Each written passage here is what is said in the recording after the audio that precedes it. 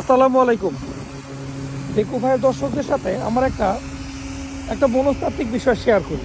বিষয়টা হচ্ছে, আমি যখনই কোনো ভবনের বেজ উঠাতে যাই, তখন ওই বেজগুলো দেখে শুধু আমার কাছে এরকম মনে হয় যেন আমি কোনো প্রত্নতাত্ত্বিক অঞ্চলে আছি।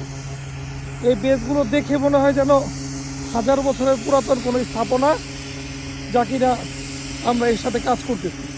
আসলে বাস্তবতা কিন্তু এরকম না। হয়তো দেখা যাবে বড় জোর 2-4-10-20 বছরের ভেতরে এই জিনিসগুলো তৈরি হয়েছে এবং আমরা যেগুলো ভাঙতেছি বর্তমানে। আমার কাছে এই বেসগুলোর কাছে আসলে অনেক বেশি রোমাঞ্চিত অনুভব হয়, এই জন্য যে বেসগুলো দীর্ঘদিন মাটির নিচে ছিল, আমাদের সাথে কাজ করেছে এবং এখন আমরা আমাদের কাজের প্রয়োজনে এগুলোকে এখন সরাই ফেলতেছি। তো যাই হোক, এই ছিল দর্শক কোনো এক বিকালে আব্দুল গোনেম সুগার রিফাইনারিতে আমি আলমগীর মোল্লা বিদায় নিচ্ছি। আসসালামু আলাইকুম।